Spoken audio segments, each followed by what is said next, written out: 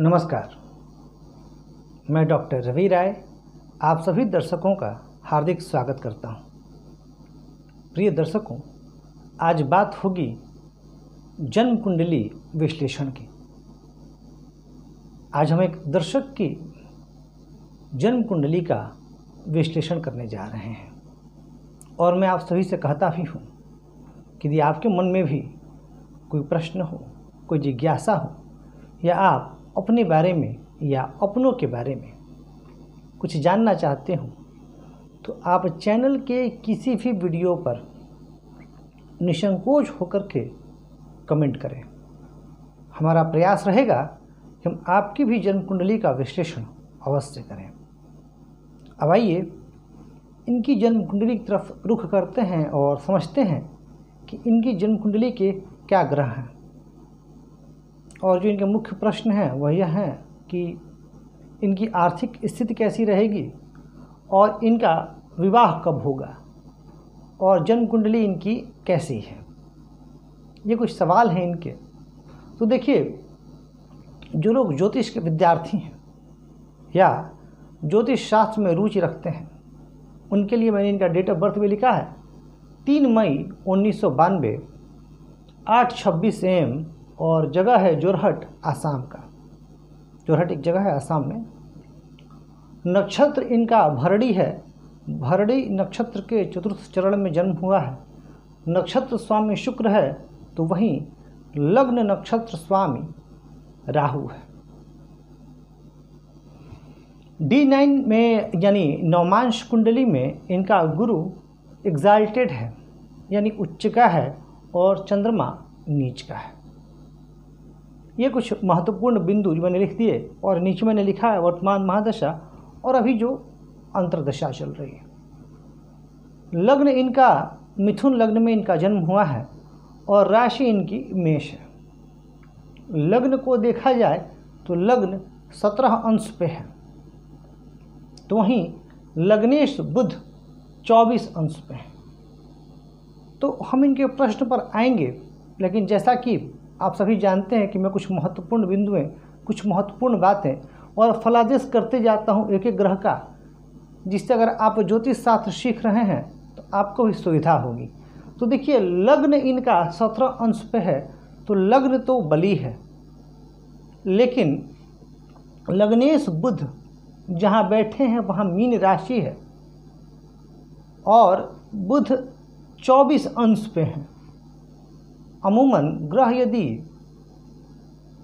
10 अंश से 20 अंश तक हों तो बहुत शक्तिशाली होते हैं। ठीक है, 24 अंश पर भी कोई बुरा नहीं है, लेकिन नीच का है। बाद में आऊँगा इस विषय पर कि नीच भंग होगा कि नहीं होगा। तो प्रथम दृष्टया यह प्रतीत होता है कि लग्न डिग्री वाइज और लग्नेश डिग्री वाइज तो अच्छे हैं, लेकिन उनमें पर्याप्त बल नहीं है। लग्न में केतु नीच के हैं और 0 अंश पे है तो वहीं ठीक सामने सप्तम में राहु है और राहु भी नीच के हैं। डेट ऑफ बर्थ क्या है? 1992। तो विवाह में विलंब हो रहा है। हालांकि देखिए, मैं क्या कहता हूं कि ज्योतिष शास्त्र जो है वह देश काल और परिस्थिति पर बहुत निर्भर करता है। आजकल विवाह की उम्र ही 30 हो गई है, क्योंकि अब लोगों का जो प्रायोरिटी है वह करियर बनाना है, पैसा कमाना है, और जब वो थोड़ा उनको लगता है कि हाँ कुछ अचीव कर लिया उन्होंने, तब वह शादी के बारे में सोचते हैं। तो आजकल के समय के हिसाब से ठीक है, लेकिन ज्योतिष शास्त्र के हिसाब से विलंब है, तो जो कि स्पष्ट तौर पर दृष्टिगोचर हो रहा है। इनका विवाह अभी नहीं हुआ है। केतु जब लग्न में होते हैं और नीच के होते हैं और उन पर किसी शुभ ग्रह का प्रभाव नहीं होता है, तब उस परिस्थिति में केतु मतिभ्रम दे देते हैं। और जब केतु परेशान करते हैं, जो केतु की बेचैनी होती है वह राहु से कई गुना ज़्यादा होती है। ये मैं आप लोगों को कई बार समझा चुका हूँ। क्योंकि केतु देख नहीं सकते, और जब व्यक्ति देख नहीं सकता तो मन की आंखों से देखता है, अगर वह सकारात्मक है तब तो आध्यात्म की ओर चला जाएगा, परंतु यदि वह नकारात्मक हो गया तो उस परिस्थिति में बहुत परेशानी और स्वभाव चिड़चिड़ा, भविष्य को लेकर के मन हमेशा सशंकित रहेगा। और कई बार ऐसे व्यक्ति को लगता है कि वह उसका जो भाग्य है वह साथ नहीं दे रहा है, या औरों की तुलना में उसमें योग्यता तो है परंतु वह उपेक्षित महसूस करता है। उसको ऐसा लगता है कि दूसरों के द्वारा उसको नीचा दिखाया जा रहा है। कई ख्याल ऐसे व्यक्तियों के मन में चलते हैं और कई बार यह अपने ख्यालों और कल्पनाओं की दुनिया में इतना डूब जाते हैं कि यथार्थ की धरातल से कोसों दूर चले जाते हैं। तो वहीं सप्तम में राहु इनके व्यवसाय को प्रभावित करेगा, विवाह में विलंब देगा, वैवाहिक जीवन में कुछ परेशानियां होंगी, पर इनके साथ एक बहुत बेहतर स्थिति में कहूँगा। और जो राहु का यह नीच का राहु है, इसका नीचा तो भंग भी हो गया है, क्योंकि 1 2 3 4 5 गुरु की जो पंचम दृष्टि है वह राहु पर आ रही है।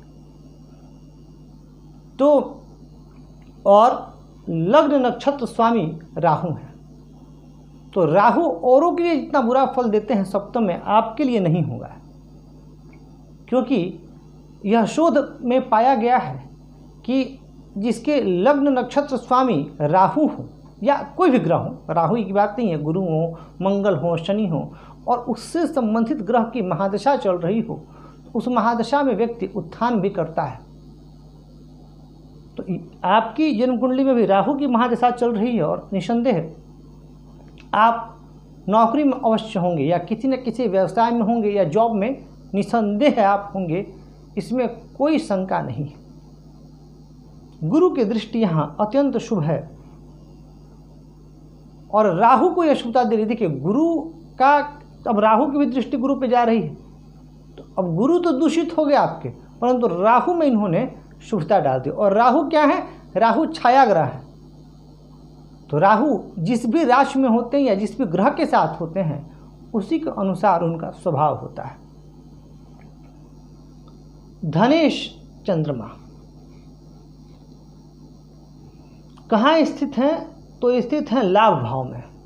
अब ज्योतिष शास्त्र कहता है कि यदि धन भाव का संबंध लाभ भाव से बन जाए तो ये एक श्रेष्ठ धन योग है, परंतु यहाँ पर गौर करने वाली बात है कि चंद्रमा अस्त हो गए हैं सूर्य के साथ। सूर्य यहाँ पर 19 अंश पे हैं और चंद्रमा यहाँ 23 अंश पे हैं, तो धनेश आपके अस्त हो गए, परंतु लाभ भाव में है तो कुछ अच्छा करेंगे। पैतृक संपत्ति की प्राप्ति आपको होगी, लेकिन इसकी भी संभावना है कि लाभ प्राप्ति के लिए आपको जन्म स्थान से दूर जाना पड़े। और वो मैं इसलिए कह रहा हूँ क्योंकि जो द्वादशेश हैं वह भी चंद्रमा के साथ हैं शुक्र। तो जो आपका परिवार है उसका सुख आपको मिलेगा, लेकिन परिवार के लोगों को आपकी चिंता भी बनी रहेगी। तीसरे भाव में गुरु हैं और गुरु स्वामी हैं सप्तम भाव के और दशम भाव के। सप्तमेश होकर के तृतीय भाव में ये ठीक है, अपने भाव से ये नवम में है 7 8 9। तो अगर भावात भावम का सिद्धांत देखा जाए तो यहाँ पर गुरु आपको जीवन में बहुत ऊंचाई देंगे, स्पेशली आफ्टर मैरिज, विवाह के बाद। विवाह के बाद आपकी तरक्की भी होगी और आप उन्नति करेंगे। लेकिन राहु की वजह से गुरु जो है दूषित हो गए हैं, तो आपको उपाय में मैं बाद में आऊँगा, गुरु का कुछ उपाय भी करना होगा। राहु महादशा के बाद आपकी गुरु की महादशा आएगी। राहु ने आपके जॉब का इंतजाम कर दिया होगा, आपके रोजी रोटी की व्यवस्था कर दी होगी। गुरु की महादशा आपके लिए उन्नति का समय होगा, उत्थान का समय होगा, क्योंकि गुरु आपके दशम भाव के स्वामी भी हैं। थोड़ी सी चिंता इस बात की अवश्य है कि यहाँ दशमेश अपने से छठे भाव में जा रहे हैं, और इसलिए जब दशमेश तृतीय भाव में होते हैं तो आप लोग भी नोटिस कीजिएगा, सिर्फ जिनकी कुंडली है उनके लिए नहीं कह रहा हूँ, जो बाकी दर्शक हैं, जो लोग ज्योतिष में रुचि रखते हैं, आप अपनी जन्म कुंडली भी देखिएगा, अगर आपके दशमेश भी तृतीय भाव में होंगे तो कहीं ना कहीं आपको आपकी योग्यता के अनुसार फल नहीं मिलता है, या फिर आपको सफलता प्राप्ति के लिए, धन प्राप्ति के लिए कड़ा संघर्ष करना पड़ता है। यहाँ पर तृतीयेश होते हैं सूर्य मिथुन लग्न की कुंडली में, और सूर्य कहाँ है? लाभ भाव में उच्च के होकर के स्थित है। तो ये स्थिति बहुत अच्छी है। लाभ भाव में सूर्य उच्च के, कहीं ना कहीं आपको जीवन में धन की कभी कोई कमी नहीं रहेगी।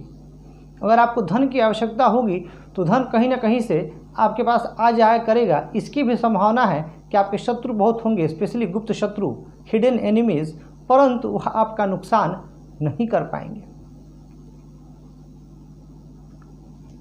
चतुर्थेश बुध कहाँ स्थित हैं?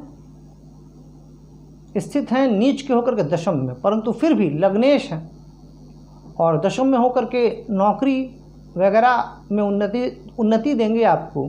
तो वहीं चतुर्थ भाव पर जो दृष्टि होगी उससे भूमि भवन वाहन का सुख, अचल संपत्ति का सुख, माता का सुख आपको विशेष मात्रा में मिलेगा। यानी माता जिससे आपको लगाव काफ़ी रहेगा और माता पक्ष से आपको लाभ भी होगा। पंचम भाव के स्वामी हैं शुक्र, और शुक्र स्वामी हैं द्वादश भाव के भी, परंतु द्वादशेश अपने स्थानांतरण का फल देते हैं। तो यह फल किस भाव का देंगे? तो ये फल देंगे कहाँ का? पंचम भाव का। और पंचम भाव के स्वामी करके कहाँ स्थित है? लाभ भाव में। और इनकी दृष्टि कहाँ आ रही है? इनकी दृष्टि भी आ रही है पंचम भाव पर। तो कुल मिला जुला करके आपकी संतान योग्य होगी और संतान इंटेलिजेंट होगी, देखने में खूबसूरत होगी, और आपके जीवन में लक्ष्मी की कृपा बनी रहेगी, क्योंकि शुक्र अपने ही भाव को देख रहे हैं।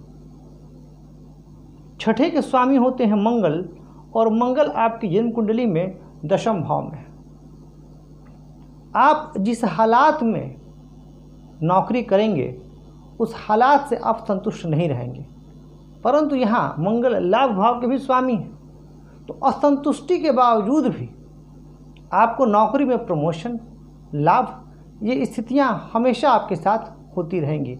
जहाँ लग्नेश और लाभेश का योग बना तो वहीं लग्नेश और षष्ठेश का भी योग बना।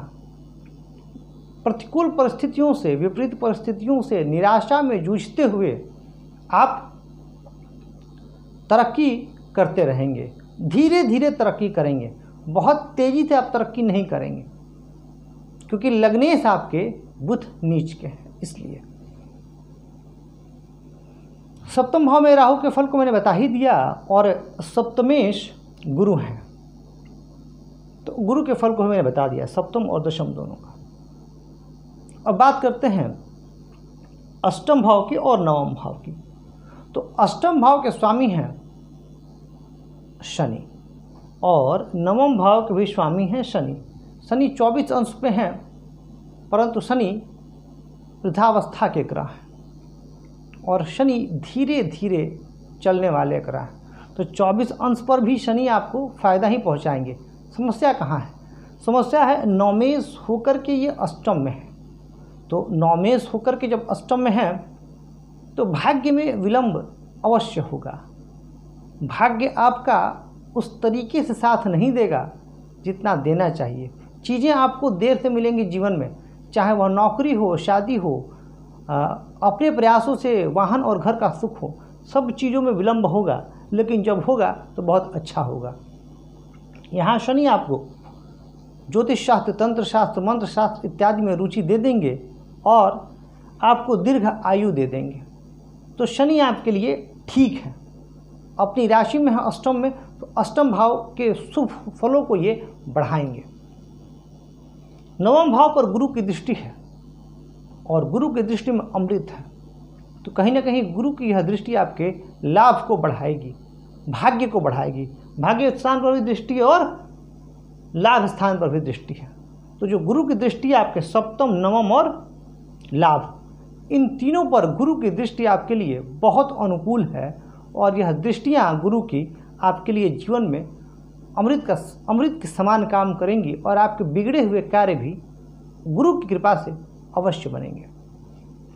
दशम भाव पर हमने चर्चा कर ली बुध और मंगल की जो युति है। मंगल की जो दृष्टि है लग्न पर 1 2 3 4 लग्न पर जो दृष्टि है वह दृष्टि आपको कई बार शॉर्ट टेम्पर्ड बना देगी, मूडी बना देगी। और एकादश भाव में सूर्य, चंद्रमा और शुक्र की स्थिति।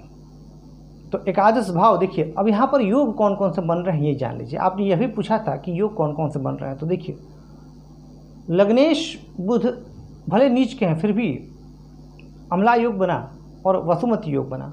शुक्र भी यहाँ है और शुक्र 8 अंश पे है तो बली हैं, तो शुक्र से भी यहाँ वसुमती योग बना, तो धन का योग बना, अम्ला योग बना। ये 2 अच्छे योग आपकी जन्म कुंडली में बने। अब बात करते हैं कि बुध का नीचत्व भंग है कि नहीं।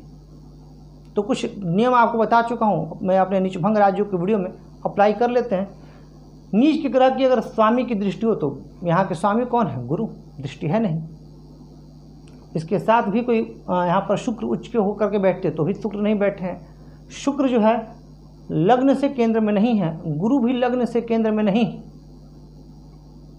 अब यहाँ पर जो ग्रह उच्च के होते हैं उसके स्वामी भी केंद्र में नहीं है, शुक्र उच्च के होते हैं, गुरु केंद्र में नहीं है। तब अब कौन सा नियम बचा? यहाँ पर जो ग्रह उच्च के होते हैं वह लग्न अथवा चंद्रमा से केंद्र में हो जाए तो नीच भंग हो जाएगा। तो यहाँ पर कौन उच्च के होते हैं? शुक्र। शुक्र लग्न से केंद्र में है क्या? नहीं है, परंतु चंद्रमा से है, चंद्रमा के साथ ही स्थित है। और जब हम चंद्र कुंडली बनाएंगे तो यहाँ 1 अंक आ जाएगा और चंद्रमा के साथ ही शुक्र है। तो बुध का नीचत्व तो भंग है, परंतु नीचभंग राजयोग होने के बावजूद भी आपको बहुत संघर्ष और बहुत तपस्या और त्याग के बाद ही फल मिलेंगे, यह मैं अपने वीडियो में समझा चुका हूँ। अब आपके प्रश्न पर मैं आ जाता हूँ, जो आपने प्रश्न पूछे। आपका जो प्रश्न है वैवाहिक जीवन कैसा रहेगा और विवाह कब होगा। तो देखिए राहु हैं और अंतर्दशा क्या चल रही है, राहु में गुरु की, और गुरु सप्तमेश है और राशि आपकी मेष है। तो आपके संयोग बने हुए हैं विवाह के। आपका गुरु का जो 27 जनवरी 2022 से गुरु की अंतर्दशा शुरू हुई है और 2024 तक चलेगी, इसी अंतर्दशा में विवाह होने की संभावना है। जीवन साथी से थोड़ी अनबन आपको अवश्य रहेगी, क्योंकि यहाँ राहु हैं और आप राहु महादशा में चल रहे हैं। तो राहु महादशा में होने की वजह से जीवन साथी से परेशानी, अनबन, ये आपको चलता रहेगा। करियर में जो ग्रोथ है यह आपको मुख्य रूप से गुरु की महादशा में मिलेगा। राहु आपको रास्ता दे देंगे, राहु आपको नौकरी दे देंगे, परंतु गुरु की महादशा में आप ऊंचाई पर पहुंचेंगे। आर्थिक स्थिति आपकी ठीक रहेगी, परंतु मंगल भी आपके 4 अंश पे हैं जो कि लाभेश। तो मंगल को ठीक करना होगा, बुध को ठीक करना होगा, इन 2 ग्रहों को ठीक करें और भाग्येश शनि का भी आपको उपाय करना पड़ेगा, तब आपके जीवन में बहुत लाभ होगा। और राहु महादशा से संबंधित उपाय भी आपको करते रहेंगे, करता रहना पड़ेगा आपको, क्योंकि राहु शुभ हो या अशुभ हो जन्म कुंडली में, एक बात मैंने नोटिस की है और चाहूँगा कि आप लोग भी इस पर कमेंट करके बताएं। जब व्यक्ति की राहु महादशा चलती है तो वह मानसिक तौर पर बहुत परेशान हो जाता है, मानसिक रूप से काफ़ी व्यथित रहता है। तो आपके साथ ये है, तो आप क्या करें? लग्नेश बुध को बलि करें। आप बुध को बलि करने के लिए आप गणेश जी की पूजा उपासना करें, हो सके तो आप गणपति अथर्वशीर्ष का पाठ करें और उत्तम हो जाएगा आपके लिए। शनि और मंगल का उपाय एक ही है, हनुमान चालीसा का पाठ करें, ओम नमः शिवाय की एक माला करें। तो ये अगर आप उपाय करते हैं तो आपको बहुत लाभ होगा। और चूँकि मेष राशि है, जितनी ज़्यादा आप हनुमान जी की पूजा करेंगे उतना ज़्यादा आपका कल्याण होगा। तो यह आपकी स्थिति है। आर्थिक स्थिति में तभी आपको उत्थान मिलेगा, क्योंकि चंद्रमा आपके अस्त, मंगल आपके डिग्री में कमजोर। चंद्रमा धन के स्वामी, मंगल लाभ के स्वामी। ये आप उपाय कीजिए।